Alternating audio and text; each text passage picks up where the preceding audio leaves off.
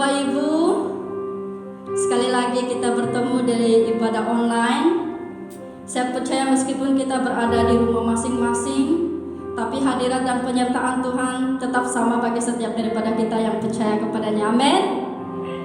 Hari ini kita akan memulakan ibadah online kita sekali lagi, dan kita minta Roh Kudus Tuhan memenuhi setiap daripada kita, memenuhi setiap rumah-rumah kita. Bahkan kita persiapkan hati kita, jiwa kita untuk datang menyembah dan memuliakan nama Tuhan. Amin saudara. Haleluya.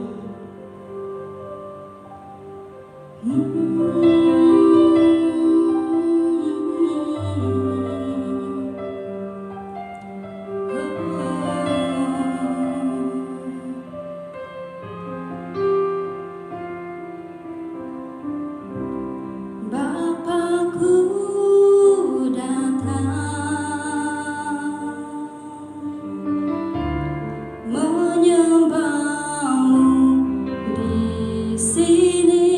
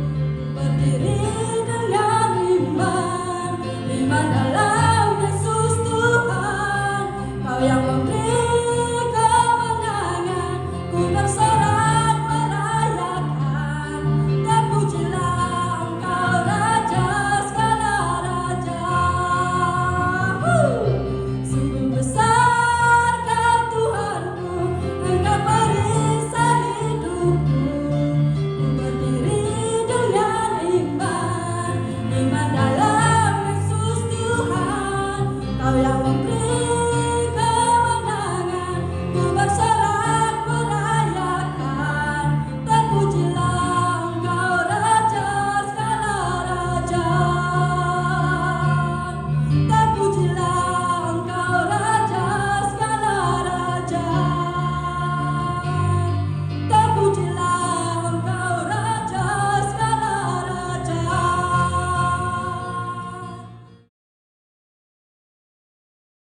Apa kabar saudara pada saat ini? Saya percaya semua kita aman dalam perlindungan Tuhan. Amin. Saudara, pada saat ini saya ingin menyampaikan satu renungan bagi kita, yaitu tentang melayani. Saudara, tentunya kita suka melayani, bukan? Saya berharap saudara kita semua suka melayani Tuhan. Nah, sebelum kita jauh lebih lagi ngomong tentang melayani, mari kita perhatikan sebentar di dalam 2 Timotius pasal yang keempat di ayat yang kedua. Demikian firman Tuhan. Beritakanlah firman, siap sedialah baik atau tidak baik waktunya. Nyatakanlah apa yang salah, tegurlah dan nasihatilah dengan segala kesabaran dan pengajaran. Nah saudara, kita sebagai pelayan-pelayan Tuhan, tentunya kita harus memiliki sikap hati yang sabar, yang setia, dan mau menegur orang lain. Nah, kita sebagai pelayan-pelayan Tuhan, ada hal-hal yang harus dibuang dari diri kita, yaitu tentang keangkuhan, ketidaksetiaan. Itu harus dibuang dari diri kita saudara ya. Tapi ada hal yang perlu dipertahankan di dalam diri kita sebagai pelayan Tuhan, yaitu pengorbanan. Apa yang kita korbankan, mungkin itu waktu kita, materi kita, tenaga kita, mungkin ada hal-hal yang lain yang harus kita korbankan. Tetapi percayalah, apa yang kita korbankan semua pasti akan kita tuai berlipat-lipat kali ganda. Yang setuju katakan amin ya. Nah, dan bahkan saudara, ada hal-hal yang perlu dibuang dari diri kita. Selain daripada hal-hal yang tadi saya sudah sampaikan saudara, yang lain yang perlu kita buang dari diri kita, yaitu tentang apa? Ambisi. Ambisi apa? Ambisi ingin dihormati, ambisi ingin dihargai. Hal ini saudara mungkin kita tidak dapatkan seperti kita dapat mungkin di dunia ini. Tetapi percayalah, waktu kita dengan setia dan taat melayani Tuhan kita, Raja kita, maka sesungguhnya Dia yang akan memberkati kita berlimpah-limpah ya. Yang perlu kita kejar di dalam diri kita sebagai pelayan-pelayan Tuhan, kita harus memiliki karakter seorang hamba. Seorang hamba itu seperti apa saudara? Memiliki rendah hati, tekun, taat, dan setia melayani Tuhan. Sampai kapan? Sampai selama-lamanya, sampai Dia akan menjemput kita waktu Dia datang kali kedua ke bumi ini ya. Saudara, mari kita lihat sebentar di dalam Kolose pasal yang ketiga, dan kita lihat di ayat yang ke-22 sampai ayat yang ke-25, dikatakan di dalam firman Tuhan, hai hamba-hamba, taatilah Tuhanmu yang di dunia ini dalam segala hal. Jangan hanya di hadapan mereka saja untuk menyenangkan mereka, melainkan dengan tulus hati karena takut akan Tuhan. Apapun juga yang kamu perbuat, perbuatlah dengan segenap hatimu seperti untuk Tuhan dan bukan untuk manusia. Kamu tahu bahwa dari Tuhanlah kamu akan menerima bagian yang ditentukan bagimu sebagai upah. Kristus adalah Tuhan dan kamu hambanya.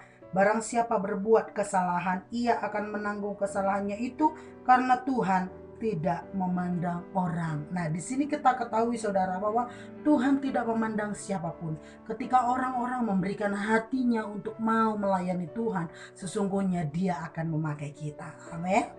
Bagaimana hidup kita, apa adanya hidup kita, Dia akan pakai kita. Bagi kita mungkin itu mustahil saudara, tetapi ketahui bagi Tuhan yang kita sembah, sungguh tidak ada hal yang mustahil ya saudara. Nah, kita sebagai pelayan Tuhan, pasti kita mendapatkan kekuatan yang baru dari Tuhan.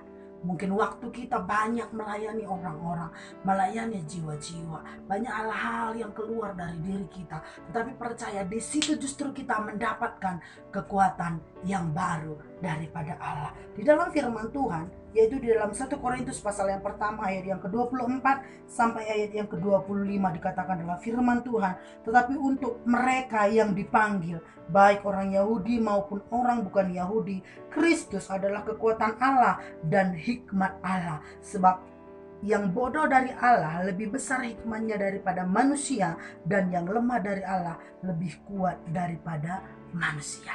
Coba kita camkan hal ini saudara, bahwa sesungguhnya tidak ada hal yang sia-sia ketika kita melayani Tuhan. Sebab itu saya himbau setiap kita anak-anak Tuhan, dimanapun kita berada, apapun keadaan situasi yang sedang kita lalui hari-hari ini, mari kita tetap setia melayani Tuhan. Amin. Dan tanamkan satu hal di dalam hati kita. Saya pribadi saudara, sebagai moto hidup saya, moto saya ketika saya melayani Tuhan, bahwa pelayanan melayani Tuhan itu bukan beban bagi saya. Saya rindu hal ini juga menjadi bagian kita. Melayani bukanlah suatu beban bagi kita, melainkan satu kehormatan yang luar biasa dan sungguh tidak ternilai harganya ketika Tuhan memanggil saudara dan saya, memanggil kita untuk melayani Dia. Terpujilah Tuhan kita. Demikian renungan yang bisa saya sampaikan bagi kita. Tuhan Yesus memberkati.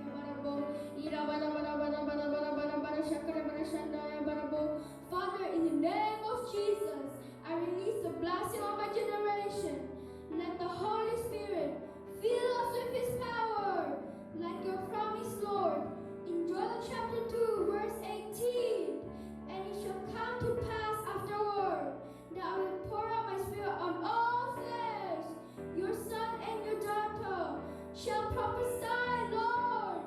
Let your kingdom come, and you will be done for our generation, Lord Jesus.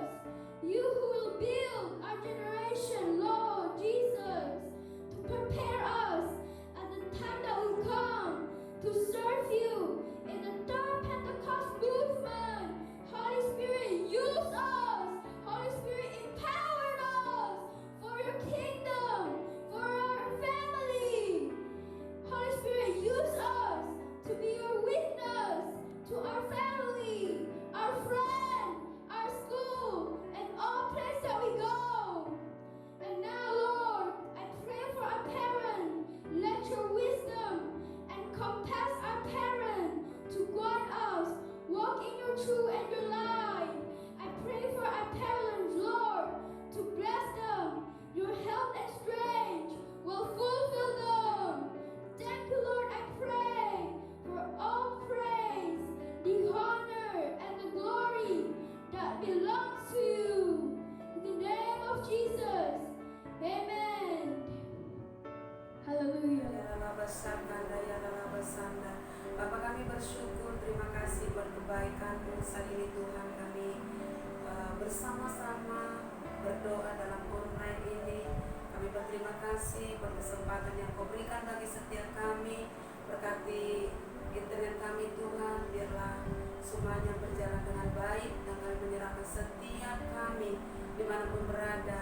Engkau memberkati, mengurapi setiap kami. Kami percaya Roh Kudus Engkau tidak terbatas untuk mengurapi setiap kami. Terima kasih. Kami rindu berdoa bagi semua gereja yang ada di KL, Selangor, Johor Bahru, Indochina, bahkan semua gereja yang ada di cabang-cabang. Tuhan memberkati. Kami serahkan setiap umat-Mu ke dalam tangan-Mu. Berkati setiap umat-Mu apapun keadaan mereka. Kami tahu Tuhan, umat-Mu ada dalam perlindungan-Mu. Mereka yang sakit Tuhan sembuhkan, mereka yang lemah Tuhan kuatkan, mereka yang kekurangan Tuhan Engkau yang mencukupkan setiap keperluan mereka. Terima kasih Bapa, berkati mereka yang kehilangan pekerjaan Tuhan, sediakan pekerjaan yang baru bagi mereka. Terima kasih Bapa, berkati umat-Mu. Kami tahu segala sesuatu itu mendatangkan kebaikan bagi Malaysia. Shalom bagi Malaysia. Kami menyerahkan juga bangsa Malaysia ke dalam tangan-Mu. Memberkati setiap para pemimpin-pemimpin yang ada di bangsa ini Tuhan. Tetap taruhkan roh hikmat, roh yang takut akan Tuhan, melawat setiap negeri-negeri yang ada di bangsa ini. Pakai semua hamba-hambamu, urapi Tuhan, untuk terus mendemonstrasikan kuasa Allah atas bangsa ini Tuhan. Dan kami menyerahkan Perdana Menteri ke dalam tangan, wakilnya semua, menteri-menteri yang ada di kabinet Tuhan dan jajarannya. Tuhan memberkati, melindungi mereka. Tetap berikan roh hikmat kebijaksanaan dalam mengatasi setiap situasi, kondisi yang sedang terjadi atas bangsa ini. Kami tahu Tuhan Kau mengasihi bangsa ini. Pulihkan, selamatkan bangsa ini Tuhan. Dan kami juga berdoa untuk tim medis Tuhan yang ada di barisan hadapan untuk menangani setiap sakit penyakit apapun bentuknya. Kami percaya Tuhan Engkau Allah yang sanggup menyembuhkan setiap sakit penyakit mereka. Berkati keluarga mereka, lindungi Tuhan, jagai, pelihara. Kami juga rindu berdoa bagi bangsa kami Indonesia. Kami serahkan Tuhan bangsa kami ke dalam tangan-Mu. Shalom bagi Indonesia. Kami berdoa Tuhan memberkati mulai dari Sabang sampai Merauke Tuhan. Kami menyerahkan juga para pemimpin-pemimpin yang ada di Indonesia, untuk Presiden Jokowi, untuk wakilnya, dan juga setiap menteri-menteri yang ada di dalam jajarannya Tuhan. Tuhan juga memberkati. Selamatkan Indonesia, pulihkan Tuhan, khususnya dari COVID-19.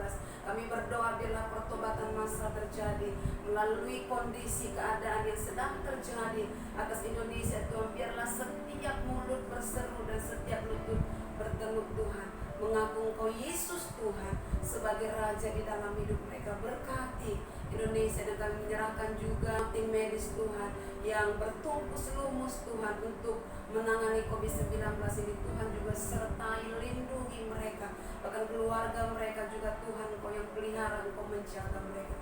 Terima kasih Bapa, berkati Indonesia, pulihkan Tuhan, bahkan perekonomiannya juga Tuhan pulihkan. Dan kami juga berdoa bagi bangsa-bangsa. Kami juga tahu Tuhan Engkau juga mengasihi bangsa-bangsa. Kami tahu juga Tuhan Engkau yang berdaulat atas bangsa-bangsa. Pulihkan di dalam nama Tuhan Yesus. Terima kasih Bapa. Kami juga berdoa Tuhan untuk pembina kami, untuk Pastor Niko dan juga Gembala Rayon, untuk Pastor Johan, Pastor Irwan, dan juga Pastor Winston Simamura.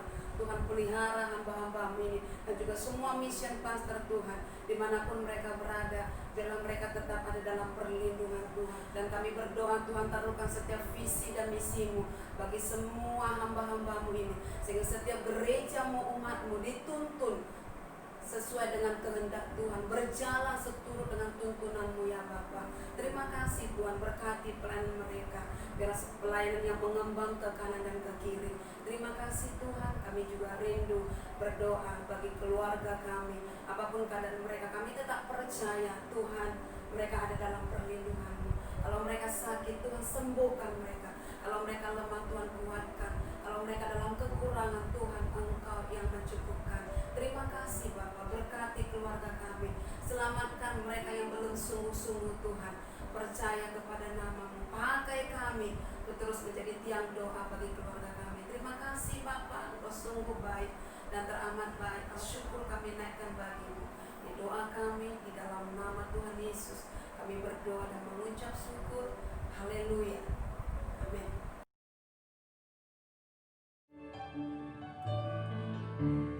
Engkaulah perisaiku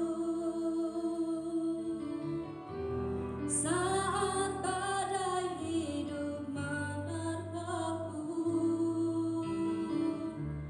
Firman-Mu di dalamku tenangkan jiwa.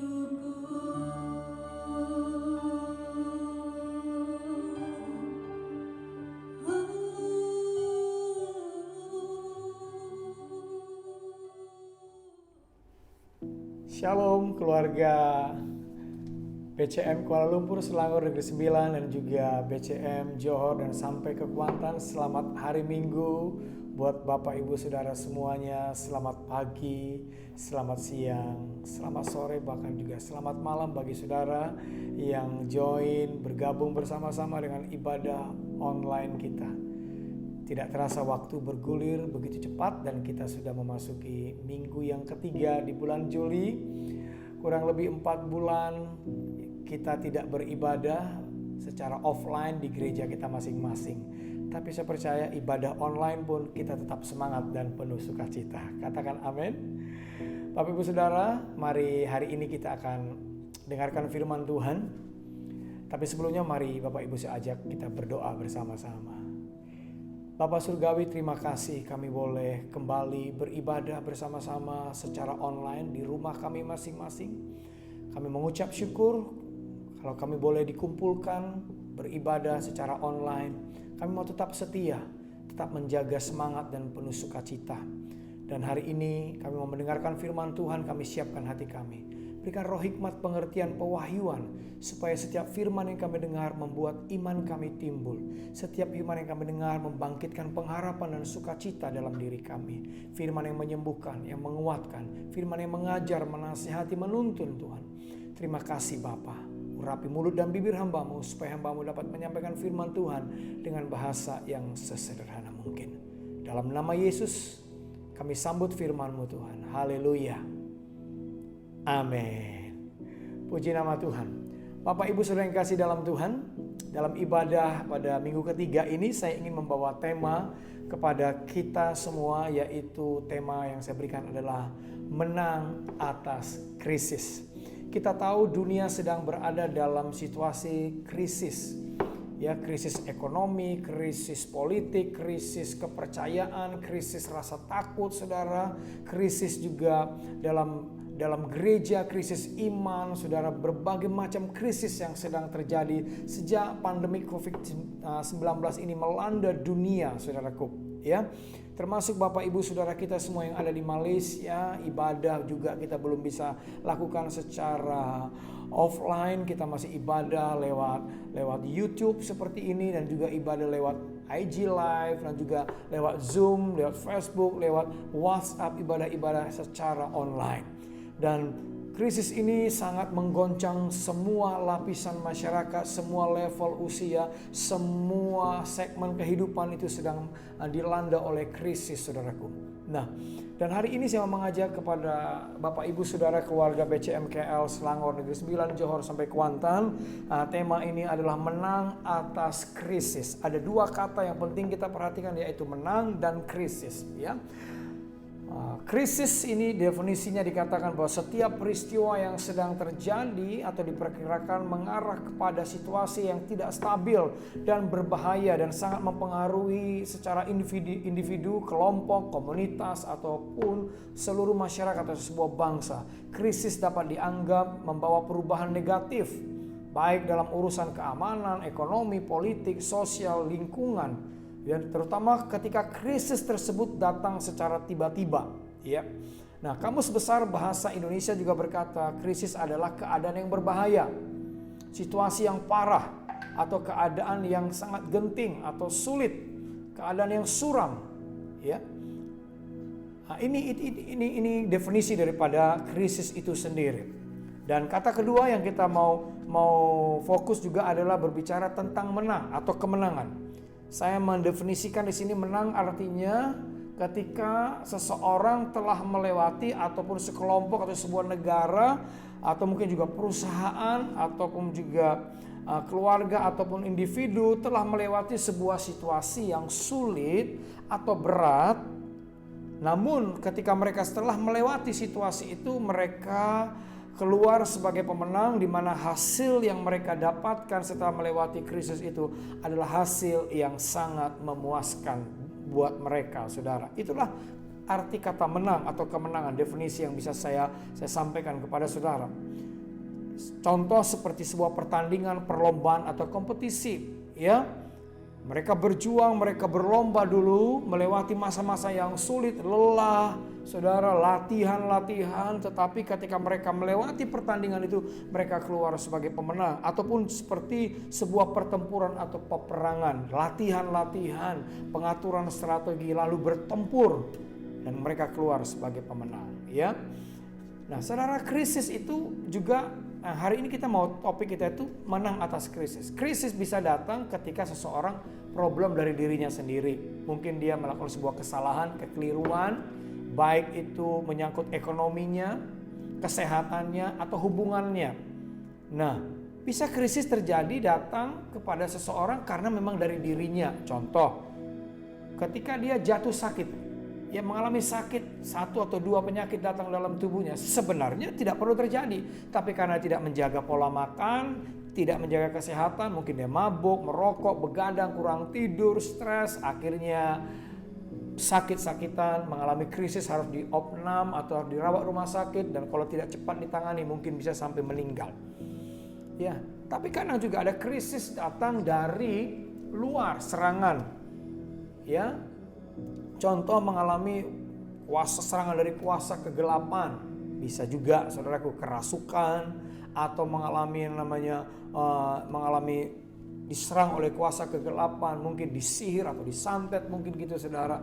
Krisis terjadi, mungkin pertengkaran, krisis dalam rumah tangga, mungkin mereka punya pertahanan rohani begitu kurang, tidak berdoa atau belum lahir baru. Krisis bisa terjadi karena kuasa kegelapan. Tapi krisis juga dapat terjadi ketika situasi-situasi yang tidak terduga, seperti pandemi COVID-19. Siapa yang menduga masuk 2020 COVID-19 ini tiba-tiba menjadi sebuah bencana yang sangat berat dan mengganggu begitu banyak orang, saudaraku, menyerang begitu banyak orang, mau orang yang berdoa atau tidak berdoa, orang Kristen atau tidak Kristen, orang yang cinta Tuhan atau tidak, orang yang sungguh-sungguh atau tidak, orang yang berdosa atau tidak berdosa, semua lapisan masyarakat, semua manusia mengalami goncangan, dari orang yang hidupnya sangat pas-pasan sampai orang yang hidupnya mapan, kaya pun mengalami yang namanya krisis ini. Tetapi hari ini kita mau belajar, kita tahu krisis sudah terjadi, sedang kita alami. Tapi Tuhan mau kita melihat bahwa krisis bukanlah segala-galanya. Krisis mari kita sikapi dengan cara yang benar. Tetapi kalau krisis pun datang, kita harus percaya bahwa krisis ini bisa kita hadapi dan kita keluar sebagai pemenang. Sekali lagi, tema saya adalah menang atas krisis. Saya tidak tahu krisis apa yang sedang Bapak Ibu Saudara alami. Mungkin krisis pekerjaan, keuangan, kesehatan, hubungan. Mungkin kita juga gereja, ibadah, iman, saudaraku. Tetapi hari ini kita mau belajar bagaimana caranya kita bisa menang atas krisis ini. Beberapa hal yang saya mau bagikan kepada Bapak Ibu Saudara, bagaimana kita bisa menang atas krisis ini. Saya mau kita belajar dari sebuah kisah dalam Alkitab, dari 2 Raja-Raja pasal yang keempat ayat 1 sampai ke-7, saudaraku ya. 2 Raja-Raja pasal yang keempat ayat yang pertama sampai dengan ayat yang ke-7, saudaraku. 2 Raja-Raja ya. Mari kita buka Alkitab kita, 2 Raja-Raja 4 ayat 1 sampai dengan ayat 7. Ini kisah seorang janda yang mengalami kesulitan, krisis, saudaraku ya. Saya baca di ayat pertama. Salah seorang dari istri-istri para nabi mengadukan halnya kepada Elisa sambil berseru, "Hambamu suamiku sudah mati dan engkau ini tahu bahwa hambamu itu takut akan Tuhan. Tetapi sekarang penagih hutang sudah datang untuk mengambil kedua orang anakku menjadi budaknya." Saudara, kalau kita baca di ayat yang pertama ini, inilah krisis yang sedang dialami oleh seorang janda dari seorang nabi. Ya. Di mana krisis yang dialami oleh janda ini, satu, memang dia sudah ditinggalkan oleh suaminya, menjadi single parent, wanita tunggal, mengurus anak-anak. Tetapi dia juga mengalami krisis di mana dia ternyata ada hutang dan penagih hutang, debt collector datang menagih hutang. Tentu waktu menagih hutang pasti debt collector ini marah-marah, ngamuk-ngamuk, mungkin juga maki-maki, ngomong kotor sama ibu ini, saudara. Tetapi bukan saja krisis itu berhenti di sana. Dikatakan debt collector ini, penagih hutang ini ingin mengambil kedua anaknya menjadi budak. Bukan menjadi karyawan, bukan menjadi pegawai yang itu dipekerjakan, dapat gaji, dapat upah. Tapi mau diambil jadi budak. Mungkin masih kecil, di bawah umur, belum layak bekerja. Tetapi karena sang ibu gak bisa bayar utang, maka mau diambil anaknya dua. Yang dua ini mau jadi budak, menjadi pekerja kasar. Bisa saja budak diperlakukan sesuka-sukanya, saudara, sesuka orang-orang itu. Nah, tentu sebagai seorang ibu dia stres. Sudah stres ditinggal suami, sudah stres utang numpuk, lalu tambah lagi harus anaknya terancam bahaya, saudaraku. Saya percaya ini sebuah keadaan yang sangat berat, ya. Ini sebuah krisis yang sangat sulit, ya. Saya sempat berpikir, kenapa ibu ini suaminya tinggalkan utang sama dia. Tapi ketika saya coba belajar, saya coba mengamati, menurut pandangan saya, suaminya ibu ini bukan mati tinggalkan utang. Mungkin dia ada tinggalkan tabungan, beberapa tabungan simpanan mungkin gitu. Tetapi karena mungkin ekonomi begitu sulit, tidak punya pekerjaan, income yang tidak cukup, maka mungkin tabungan lama-lama habis. Lalu mau tak mau si ibu gak tahu mau cari berkat uang dari mana. Mau tahu mau pinjam sama orang-orang yang dia rasa kenal. Nah, mungkin juga harus pinjam sama debt collector, seorang rentenir, kita juga nggak tahu, saudaraku. Tapi kondisi ini yang kita tahu, kita baca, dia terlilit hutang, saudaraku. Ya, ini sebuah krisis yang sangat luar biasa. Ya, saya nggak tahu juga Bapak Ibu Saudara, apakah krisis saudara seperti ini atau mungkin yang lain. Tapi mari kita lihat ending dari cerita ini. Saya nggak baca dari ayat 2 sampai 6. Tapi kita baca ending, ya, akhir dari perjalanan di mana ibu ini menang atas krisisnya. Utangnya lunas, anaknya tidak jadi budak, saudara. Mari perhatikan ayat yang ke-7. Kemudian pergilah perempuan itu memberitahukannya kepada abdi Allah, dan orang ini berkata, pergilah, jualah minyak itu, bayarlah hutangmu, dan hiduplah dari lebihnya engkau serta anak-anakmu. Wow. Katakan wow. Ibu ini dan anak-anaknya tidak jadi mengalami situasi yang lebih berat lagi, tapi justru mereka utangnya lunas, utangnya beres, ya. Bukan saja hutangnya lunas, tetapi anak-anaknya selamat dari orang yang ingin coba mengambilnya menjadi budak. Dan bukan saja itu, mereka hidup berkelimpahan, cukup, ya. Nah, ini namanya menang atas krisis. Nah, kita belajar dengan cepat bagaimana ibu ini bisa menang atas krisis. Bagaimana saudara dan saya bisa menang atas krisis. Yang pertama, dengan cepat saya mau sampaikan yang pertama. Terimalah kenyataan kalau memang saudara sedang dalam keadaan kesulitan atau krisis. Tidak usah malu. Tidak usah kita juga gengsi. Seolah-olah kita, wah gak ada apa-apa. Terimalah kenyataan memang kita sedang mengalami kesulitan. Yang kedua, jangan lari, ya. Jangan lari dari kenyataan. Jangan lari dari proses atau kesulitan yang sedang saudara alami. Hadapi krisis itu. Saya percaya seorang pemenang itu harus dimulai dari mentalnya, pola pikirnya, dari pikirannya, di hatinya, mentalnya. Dia sudah memiliki mental pemenang. Jangan lari. Seorang pemenang dia tidak akan lari dari pertandingan. Dia tidak akan lari dari masalah. Amin. Seorang pemenang di medan peperangan, dia tidak akan lari sebelum perang. Dia pasti maju terus, saudara. Nah, seorang pemenang, saudara ingin menjadi lebih dari pemenang, terima kenyataan yang saudara hadapi dan saudara jangan lari dari masalah. Kedua, kalau saudara dan saya sedang mengalami krisis, mari perbanyak mengucap syukur. Tak usah komplain kiri kanan, komplain orang tua, komplain anak, komplain perusahaan, komplain kota, desa, komplain juga Tuhan, bahkan komplain diri saudara. Jangan, banyaklah mengucap syukur. Karena di balik ucapan syukur akan ada kekuatan, kuasa. Mengucap syukur, memuji Tuhan. Yang ketiga, mari. Apa yang terjadi dengan ibu ini ketika kalau kita baca, ketika dia ada masalah, dia datang, dia memberitahukan masalahnya kepada seorang hamba Tuhan yaitu Elisha, mentor atau bapak rohani daripada suaminya. Elisa saya percaya itu mewakili Tuhan pada waktu itu dalam zaman perjanjian lama. Nah, yang ketiga, Bapak Ibu Saudara, di tengah-tengah krisis yang sedang kita hadapi hari-hari ini, ayo mari curhat sama Tuhan. Artinya beri waktu berdoa. Ini saatnya kita berdoa. Banyak curhat sama Tuhan, minta petunjuk sama Tuhan, berdoa, berseru, menangis sama Tuhan. Yeremia 33 ayat 3 berkata, berserulah kepada Tuhan, maka Dia akan memberitahukan kepadamu hal-hal yang besar. Mari berseru, berdoa sama Tuhan. Amin. Ya. Apa yang terjadi ketika ibu janda ini melaporkan masalahnya, menyampaikan pergumulannya kepada Elisa? Maka Elisa Tuhan pakai untuk memberikan jalan keluar, solusi kepada sang ibu ini, saudara. Sekali lagi saya ulang, Elisa itu adalah mewakili Tuhan. Nah, saya percaya waktu Bapak Ibu Saudara, teman-teman berdoa, berseru sama Tuhan atas masalah yang saudara hadapi, maka Tuhan akan memberikan petunjuk, Tuhan akan memberikan arahan, Tuhan akan memberikan tuntunan kepada saudara. Amin.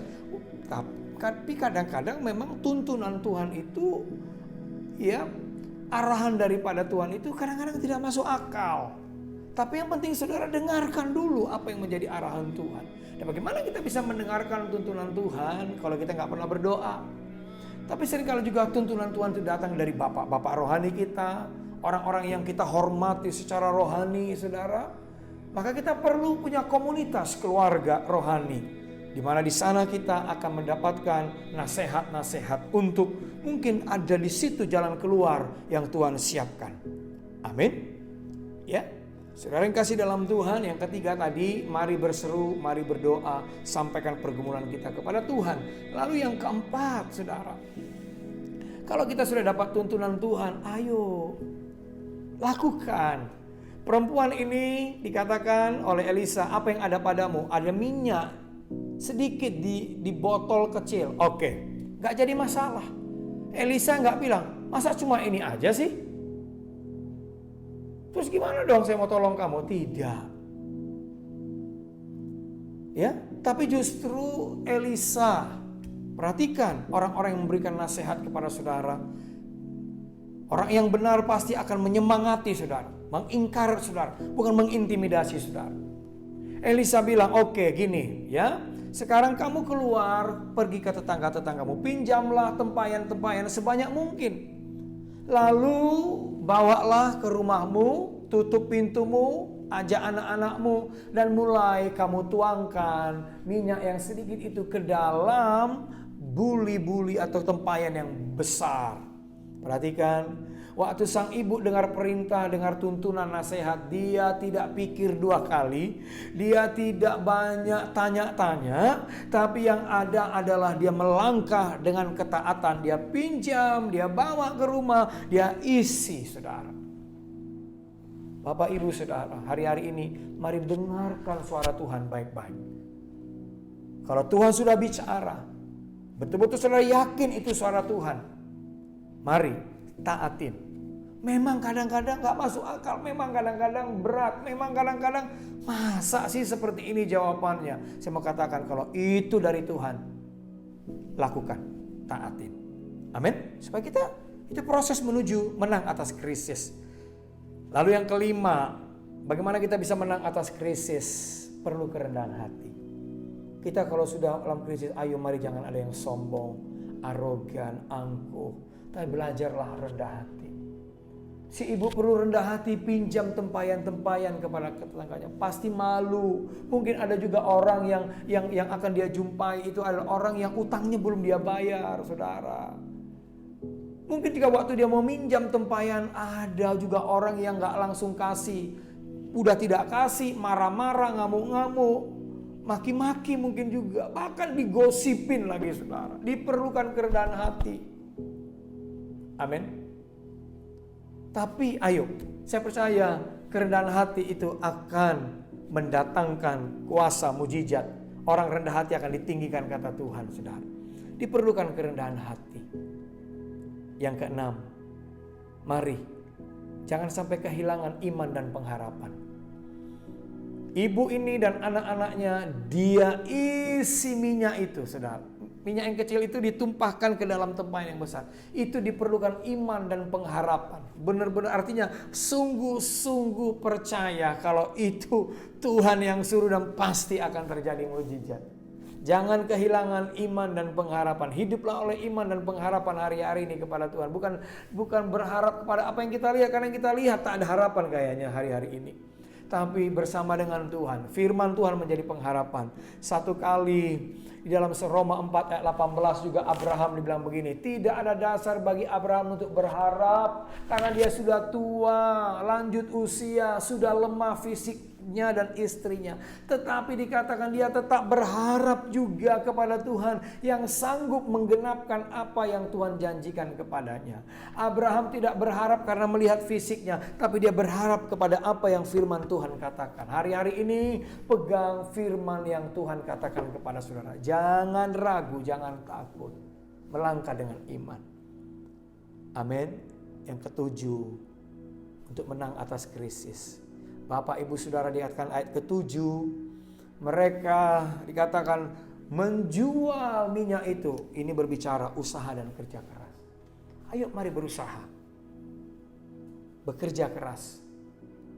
Jangan malu, jangan takut, jangan malas. Berjuang, bekerja keras. Seorang pemenang, seorang atlet, seorang yang ikut berlomba, seorang yang maju peperang, dia harus berjuang keras. Percaya.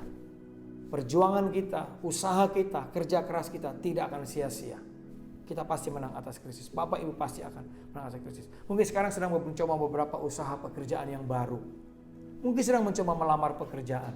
Mungkin sedang ingin double job. Karena satu job tidak bisa mencukupi kebutuhan. Mungkin coba dengan 2 job. Lakukan dengan kerja keras. Saya percaya kita akan keluar sebagai pemenang. Katakan amin. Menutup sharing saya di sini. Ada satu kebenaran yang perlu saudara perhatikan di sini. Ya. Apa yang membuat ibu ini menang? Dikatakan saudara, di ayat yang kelima, pergilah perempuan itu daripadanya, ditutupnyalah pintu sesudah ia dan anak-anaknya masuk dan anak-anaknya mendekatkan bejana-bejana kepadanya sedang ia terus menuang. Perhatikan, ibu ini dengan anak-anaknya, mereka bekerja bersama-sama. Nasihat saya di khotbah penutup ini, bulan ini menjadi tema keluarga juga. Mari jaga unity dalam keluarga kita.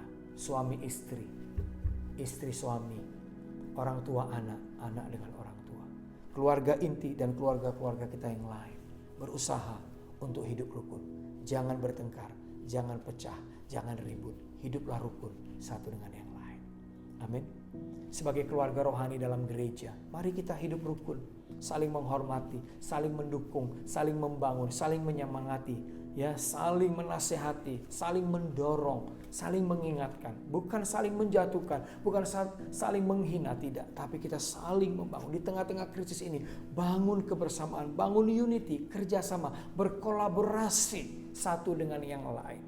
Jangan individualis. Perhatikan keberhasilan ibu ini dan anak-anaknya karena mereka bekerja bersama-sama. Anak-anaknya ambil tempayan, arahkan, ibunya tuangkan minyak, itu unity. Katakan amin. Saya akhiri sharing saya hari ini. Apapun krisis yang sedang Bapak Ibu hadapi, saudara harus percaya bahwa saudara pasti menang. Katakan amin. Katakan kepada dirimu, saya pasti menang. Krisis yang saya hadapi, saya pasti bisa selesaikan. Haleluya. Amin. Mari kita pejamkan mata kita. Kita akan berdoa dan akan dilanjutkan oleh Gembala Pembina Senior kita, Pastor Niko Nyotorharjo. Mari kita berdoa. Bapa, terima kasih, hamba-Mu selesai sampai di sini, tapi Roh Kudus-Mu akan terus berkarya. Biar umat-Mu hari-hari ini yang sedang mengalami krisis, mereka tahu krisis pasti akan dapat diselesaikan.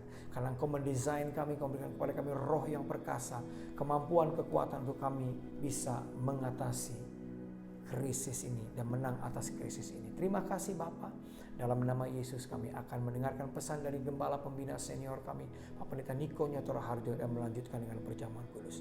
Dalam nama Yesus, berkati umat-Mu yang sakit disembuhkan, yang lemah dikuatkan, yang susah dihibur, yang cari pekerjaan akan dapat pekerjaan Tuhan. Keluarga-keluarga yang sedang mengalami keretakan atau goncangan, Tuhan pulihkan semuanya. Di dalam nama Yesus, para pelayan-pelayan semua hidup dalam unity, dalam kebersamaan. Haleluya.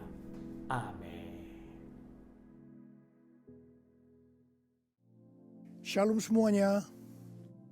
Tuhan Yesus berkata dalam Yohanes 14 ayat 12, Aku berkata kepadamu, sesungguhnya barang siapa percaya kepadaku, ia akan melakukan juga pekerjaan-pekerjaan yang aku lakukan. Bahkan pekerjaan-pekerjaan yang lebih besar daripada itu. Sebab aku pergi kepada Bapa. Di sini Tuhan Yesus berkata bahwa kalau kita percaya kepada Tuhan Yesus, maka setelah Tuhan Yesus naik ke sorga, kita akan melakukan pekerjaan-pekerjaan yang dilakukan oleh Tuhan Yesus. Bahkan pekerjaan-pekerjaan yang lebih besar. Pada waktu Tuhan Yesus berada di bumi ini, Tuhan Yesus melayani di Yerusalem, di Yudea, dan di Samaria. Tetapi setelah Tuhan Yesus naik ke sorga, kita yang percaya bahkan akan melayani sampai ke ujung-ujung bumi. Jumlah mujizat yang dilakukan oleh kita yang percaya jauh lebih banyak dibandingkan dengan yang dilakukan oleh Tuhan Yesus pada waktu itu. Hal ini berarti setelah Tuhan Yesus berada di sorga, Tuhan Yesus menyediakan pengurapan dan berkat double portion kepada kita yang percaya. Double portion bukan hanya berarti 2 kali lipat, tetapi juga berarti berlipat-lipat kali ganda. Amin. Ada berapa banyak di antara saudara yang mau menerima berkat atau pengurapan double portion? Boleh angkat tangan saudara. C.D. Jacob bernubuat bahwa Pentakosta tahun 2020 tidak sama dengan Pentakosta sebelumnya. Dikatakan bahwa kita sedang memasuki Pentakosta dari Pentakosta, yaitu Pentakosta yang ketiga, di mana ini adalah pencurahan Roh Kudus yang terbesar dan yang terakhir sebelum Tuhan Yesus datang kembali. Untuk itulah Tuhan Yesus memperlengkapi kita dengan pengurapan double portion. Setelah Roh Kudus dicurahkan pada waktu Pentakosta yang pertama, maka salah satu tanda yang terjadi pada waktu itu adalah perubahan paradigma dalam pelayanan. Selama ini, pengertian dari murid-murid Tuhan Yesus adalah bahwa keselamatan hanya untuk orang Yahudi saja.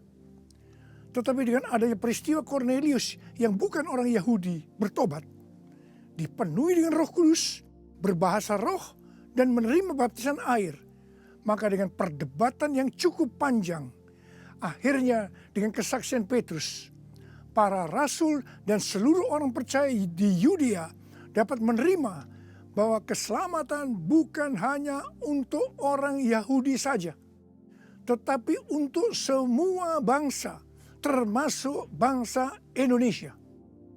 Dan ini pasti akan menyebabkan perubahan paradigma dalam cara penginjilannya. Demikian pula hal ini terjadi dalam era Pentakosta ketiga ini. Yang jelas dengan adanya pandemi COVID-19 akan terjadi perubahan paradigma dalam pelayanan untuk terjadinya penuaian jiwa yang terbesar dan yang terakhir. Hal yang pertama adalah yang tadinya kita ibadah secara offline, sekarang berubah menjadi ibadah secara online. Tadinya kita beribadah di gedung gereja, kita bersekutu bersama-sama, bisa berjabatan tangan, saling berpelukan, menyatakan kasih kita, melakukan penumpangan tangan. Sekarang sudah tidak bisa lagi. Kita memasuki new normal. Ibadah offline digantikan menjadi ibadah secara online.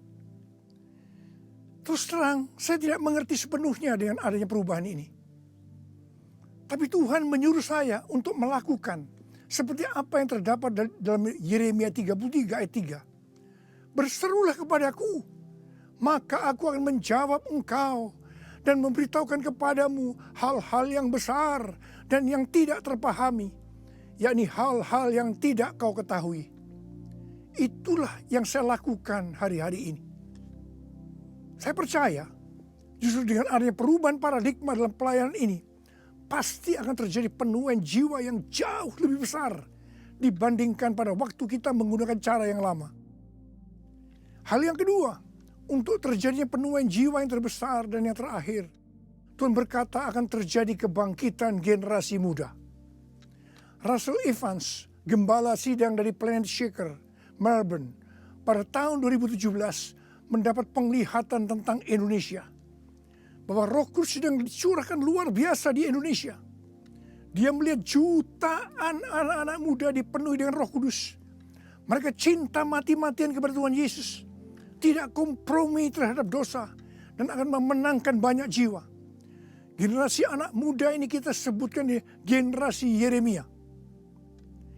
Awal Januari tahun 2020. Para aras nasional dan para pemimpin Kristen berkumpul untuk membicarakan langkah konkret yang akan dilakukan sebagai respon terhadap komitmen para pemimpin Kristen sedunia di Swiss tahun 2017 tentang misi yang akan dikerjakan bersama-sama, di mana hal ini juga diresponi oleh Indonesia di Brastagi, Sumatera Utara pada tahun 2018.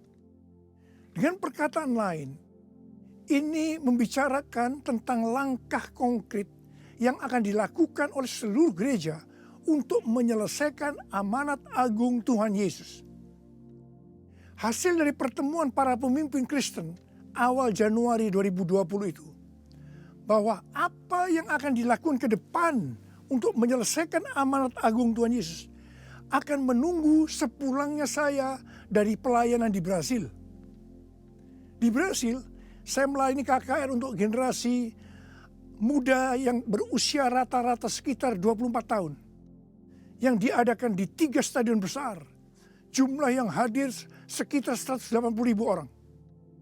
Waktu saya bertemu dengan para pemimpin di Brasil, kami sama-sama mendapatkan pengertian bahwa kegerakan orang-orang muda dunia akan dimotori oleh 2 bangsa, yaitu Indonesia dan Brasil. Katakan amin. Sepulang dari Brasil, ada 2 hal yang didapatkan. Yang pertama, gerakan untuk menyelesaikan amanat agung Tuhan Yesus akan dimotori oleh generasi muda. Yang kedua, kita disuruh berpuasa dari tanggal 1 Maret sampai dengan 9 April selama 40 hari. Dan dilanjutkan sampai dengan 30 Mei. Jadi total kita berpuasa 91 hari. Setelah 1 hari kita berpuasa, tepatnya tanggal 2 Maret 2020, Presiden Jokowi mengumumkan bahwa COVID-19 masuk ke Indonesia. Mulai saat itu kita merasakan bagaimana Tuhan memproses gerejanya. Kita dibersihkan, dimurnikan, ditata ulang oleh Tuhan. Kita memasuki new normal, dimensi yang baru, paradigma yang baru dalam pelayanan. Semua ini untuk mempersiapkan penuaian jiwa yang terbesar dan yang terakhir sebelum Tuhan Yesus datang kembali. Pada suatu hari ketika saya sedang membaca 1 Raja-Raja 20 ayat 13 sampai dengan 22. Tiba-tiba saya menerima WhatsApp dari Bapak Peter Faraknimela. Saya diminta untuk membagikan apa yang ada di dalam hati saya untuk generasi Yeremia pada acara live streaming Generasiku Bangkit yang kedua dengan tema Finishing a Great Commission pada tanggal 26 Juni 2020. Terus terang saya kaget, surprise. Sebab kalau kita membaca ayat-ayat dari 1 Raja-Raja ayat 20, ayat 13 sampai dengan 22 itu menceritakan tentang seorang nabi yang datang kepada Ahab, Raja Israel. Untuk menyampaikan pesan Tuhan bahwa Tuhan akan menyerahkan musuh mereka, yakni orang-orang Aram yang sedang mengepung Samaria. Ahab bertanya, siapa yang akan membantu untuk melawan musuh yang begitu besar itu? Nabi itu menjawab, orang-orang muda, pengiring kepala-kepala daerah yang jumlahnya hanya 232 dari 7.000 orang Israel. Orang-orang muda ini yang akan menyerang lebih dulu. Orang-orang muda yang jumlahnya 232 ini yang diikuti oleh para prajurit menghancurkan orang-orang Aram. Pada saat itu Tuhan berbicara kepada saya bahwa untuk ke depan ini generasi Yeremia yang harus memimpin peperangan rohani untuk penuaian jiwa yang terbesar dan yang terakhir. Ini merupakan suatu paradigma baru dalam pelayanan.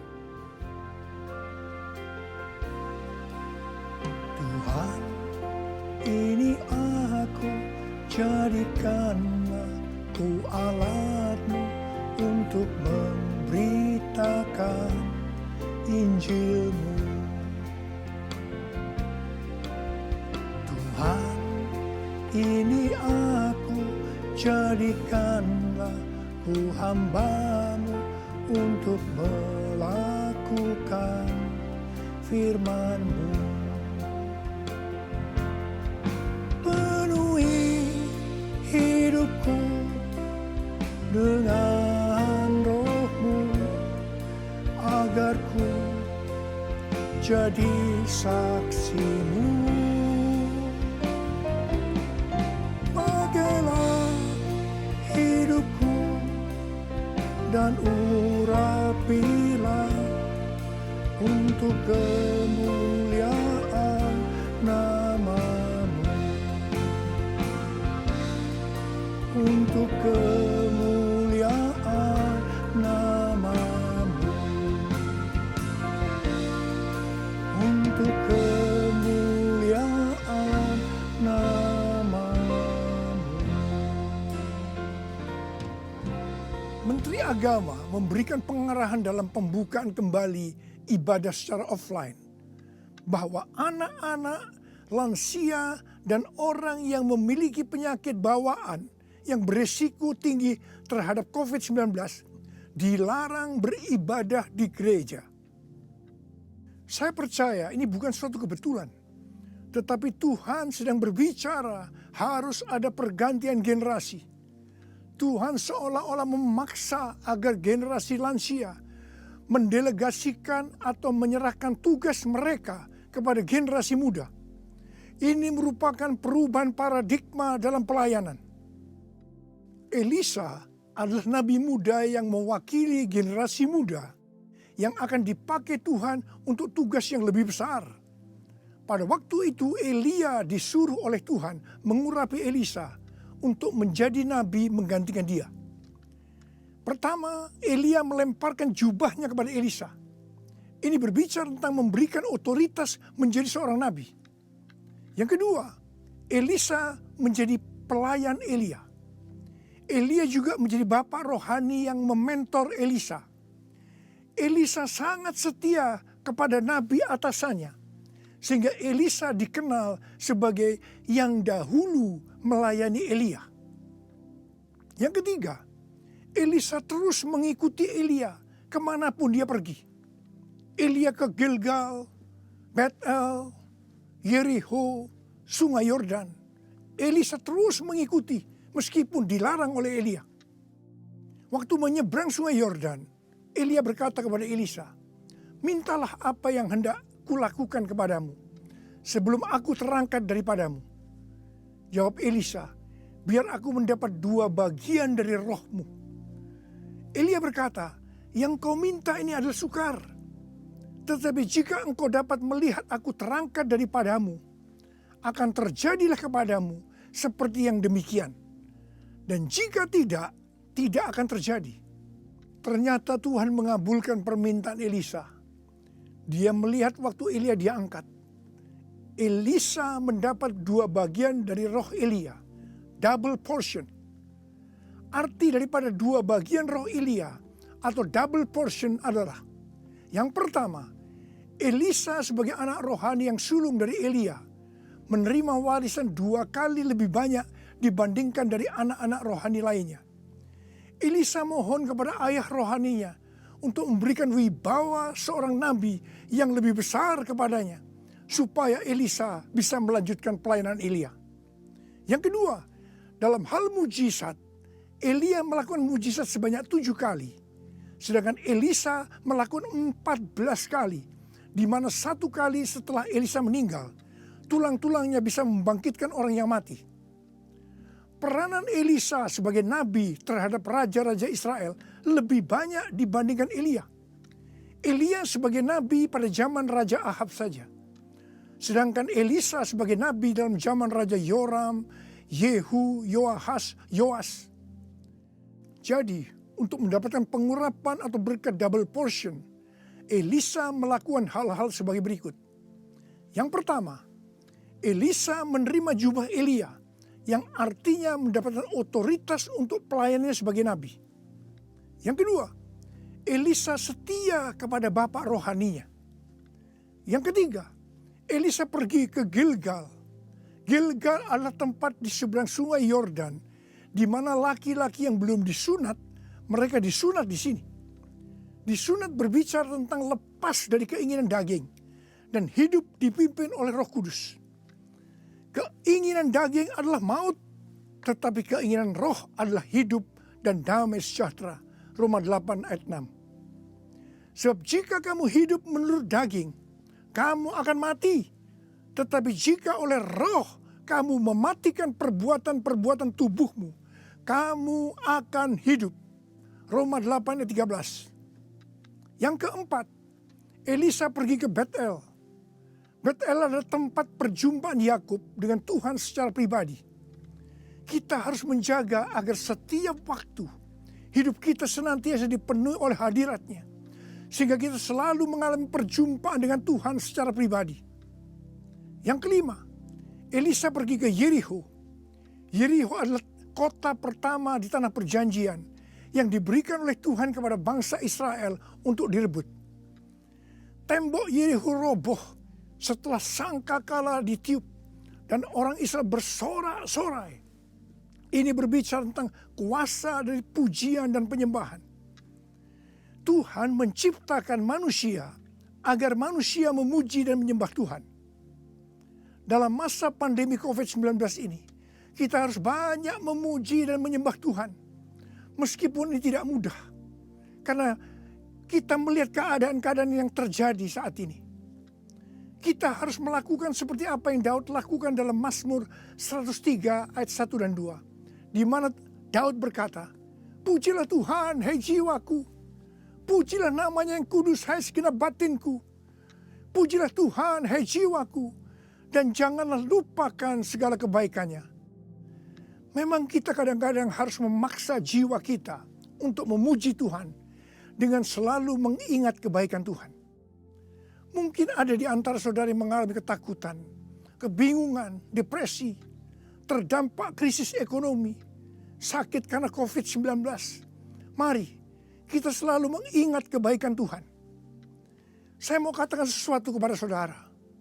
Apapun yang terjadi dalam hidup saudara, apapun yang masalah saudara hadapi, saudara harus tahu satu hal, bahwa Tuhan Yesus itu baik. Dia sangat-sangat mengasihi saudara. Mengucap syukurlah dalam segala hal, enak maupun tidak enak. Sebab inilah yang dikehendaki Allah dalam Kristus Yesus bagi kita.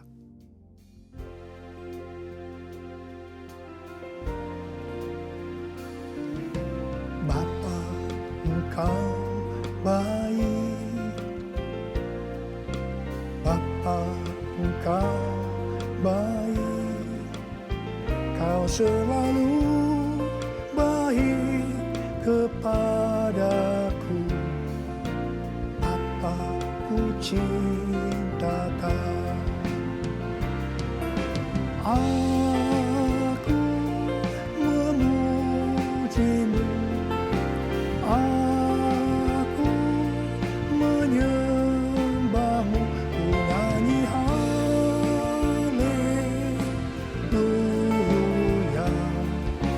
Bapa ku cintakan. Bapa ku cintakan. Bapa ku cintakan.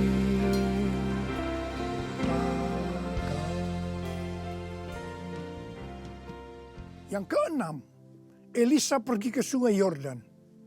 Sungai Yordan adalah tempat di mana mujizat dialami oleh Naaman yang sembuh dari penyakit kustanya. Kunci kesembuhannya adalah kerendahan hati, yaitu dengan bersedia membenamkan diri 7 kali dalam sungai Yordan. Sungai Yordan adalah tempat di mana Tuhan Yesus dibaptis. Roh Kudus dalam bentuk burung merpati turun atas Tuhan Yesus. Terdengar suara dari sorga, "Inilah anakku yang kukasihi, kepadanya lah aku berkenan." Sungai Yordan adalah tempat di mana kemuliaan Tuhan dinyatakan. Sungai Yordan menjadi kering ketika kaki para imam yang mengangkat tabut Allah masuk ke dalam air. Kemuliaan Tuhan ini terjadi karena mereka percaya dan melakukan kehendak Tuhan meskipun tidak masuk akal. Sekali lagi, saya mau bertanya kepada saudara, ada berapa banyak yang mau menerima pengurapan dan berkat double portion? Angkat tangan saudara. Ada 8 hal yang harus kita lakukan kalau mau mendapatkan pengurapan atau berkat double portion. Yang pertama, menerima tugas yang diberikan oleh Tuhan dengan sukacita. Yang kedua, setia kepada atasan kita, pembimbing rohani kita, bapak rohani kita. Yang ketiga, melepaskan keinginan daging dan hidup dipimpin oleh Roh Kudus. Yang keempat, usahakanlah setiap waktu kita dipenuhi dengan hadirat-Nya, agar kita senantiasa mengalami perjumpaan dengan Tuhan secara pribadi. Yang kelima, dalam segala situasi kita harus banyak berdoa, memuji dan menyembah Tuhan. Yang keenam, hidup dengan kerendahan hati. Yang ketujuh, hidup menjadi orang yang dikasihi dan berkenan kepada Tuhan. Yang kedelapan, percaya akan segala perintah Tuhan meskipun tidak masuk akal. Saya mau berdoa agar saudara mendapatkan pengurapan dan berkat double portion. Mari angkat tangan saudara dan nyanyikan nyanyian ini bersama saya.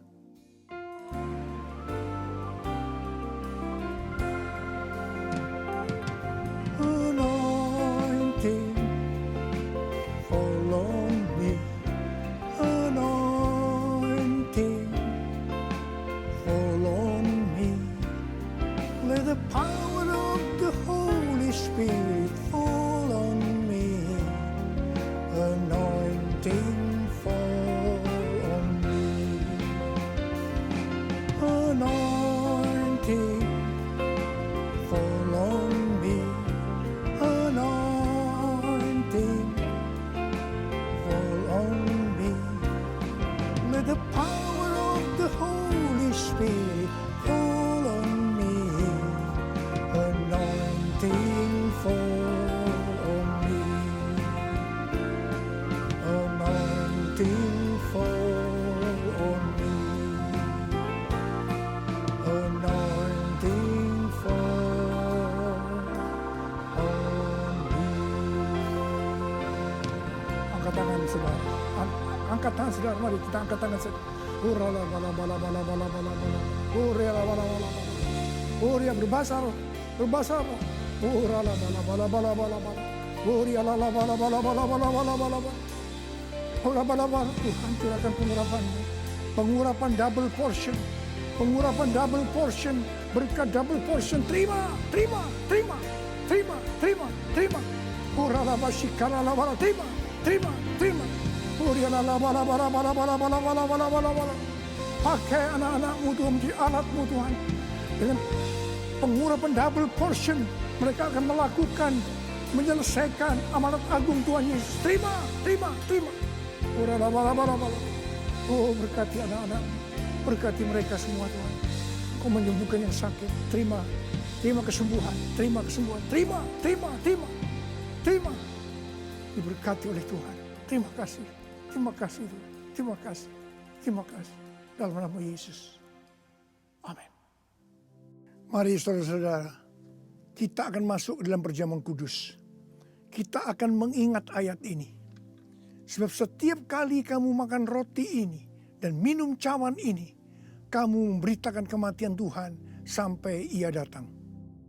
Perjamuan kudus adalah perjamuan Tuhan Yesus sendiri. Setiap kali kita masuk dalam perjamuan kudus, Tuhan Yesus selalu berkata, biarlah ini menjadi peringatan akan aku. Karena itu mari arahkan hati saudara kepada kebaikan Tuhan. Kita akan mengingat kebaikan Tuhan. Mari kita tundukkan kepala.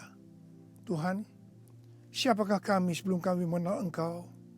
Kami semua orang berdosa, upah dosa adalah maut, mati. Tapi Engkau yang tidak berdosa telah dijadikan dosa oleh karena kami semua. Engkau harus turun dari sorga mulia, menjelma menjadi manusia, mati ganti kami dengan penderitaan yang luar biasa. Sungguh kalau kami pikirkan Tuhan betapa baiknya Engkau itu. Kau jadikan kami sebagai anak-anak-Mu. Engkau berkati, Engkau tuntun, Engkau bela, Engkau lindungi, Engkau tegur kalau kami salah. Engkau mengurapi kami, Engkau sembuhkan kami ya Tuhan. Itu Engkau ya Aba. Itu Engkau ya Aba. Tuhan akan memberkati saudara melalui perjamuan kudus. Tapi Tuhan mau kita makan dan minum dengan cara yang benar. Oleh karena itu masing-masing introspeksi. Sudah masing-masing berdoa. Lihat keadaan dirimu masing-masing. Jangan menyimpan dosa. Kalau ada dosa yang selama ini belum diselesaikan dengan Tuhan, dan Tuhan ingatkan saat ini, langsung minta ampun. Minta ampun. Minta ampun. Ampuni saya Tuhan. Ampuni Tuhan. Ampuni ya Tuhan. Tuhan ampuni anak-anak-Mu. Ampuni mereka ya Tuhan. Ampuni. Layakkan kami untuk masuk dalam perjamuan kudus. Terima kasih Bapa. Kami akan masuk dalam perjamuan kudus dengan hati yang penuh ucapan syukur. Dalam nama Yesus yang berdoa. Amin. Sekarang mari angkat roti di tangan kanan saudara tinggi-tinggi. Sebab apa yang telah kuteruskan kepadamu telah aku terima dari Tuhan. Yaitu bahwa Tuhan Yesus pada malam waktu ia diserahkan mengambil roti. Dan sesudah itu ia mengucap syukur atasnya. Dia memecah-mecahkannya dan berkata, inilah tubuhku yang diserahkan bagi kamu. Perbuatlah ini menjadi peringatan akan aku. Sudah dikasih Tuhan. Bukankah roti yang kita pecah-pecahkan ini adalah persekutuan kita dengan tubuh Kristus? Mari kita makan dalam nama Yesus.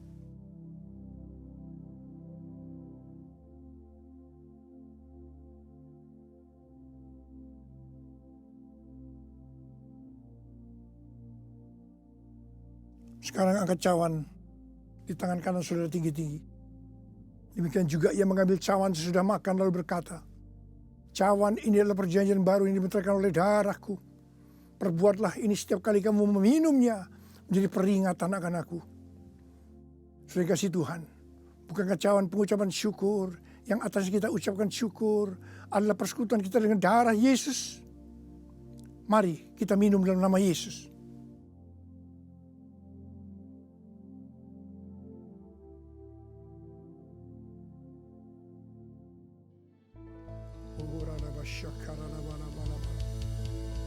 Angkat tangan saudara.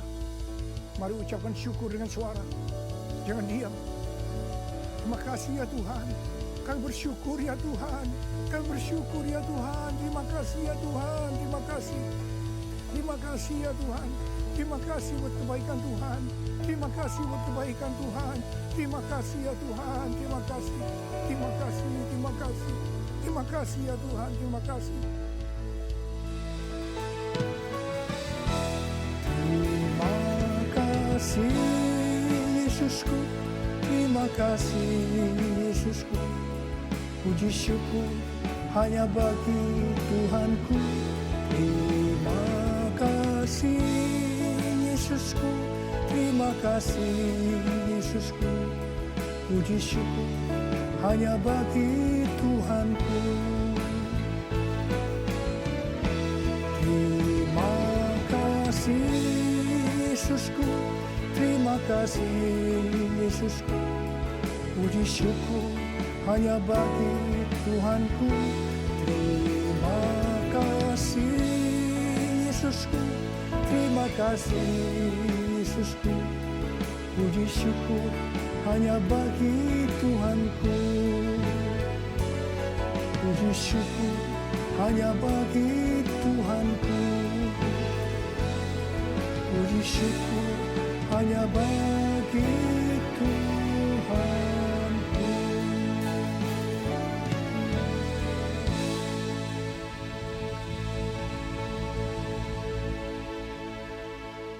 Pulanglah dengan berkat Tuhan.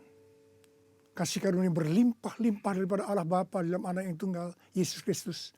Persekutuan yang manis dengan Roh Kudus menyertai saudara sekalian mulai hari ini sampai Tuhan Yesus datang menjemput kita di awan-awan, dan bahkan sampai selama-lamanya. Yang percaya bersama-sama katakan, amin. Pengumuman untuk BCM Johor. Kul berjalan di tempat masing-masing. Bagi yang belum dapat berkumpul, ibadah kulnya dapat dilaksanakan melalui aplikasi Zoom atau WhatsApp. KOM 200 akan segera dimulai. Bagi jemaat atau pekerja yang telah selesai KOM 100, mari lanjutkan pembelajarannya ke KOM 200. Persembahan online BCM Johor dapat ditransfer ke akaun CIMB Bank dengan nomor akaun 704-150-1710 atas nama Merinsing bin Timor, Koordinator Ibadah BCM Larkin. Bukti transfer harap dapat di WhatsApp ke nomor 018-2732-883 atau 018-2556-887.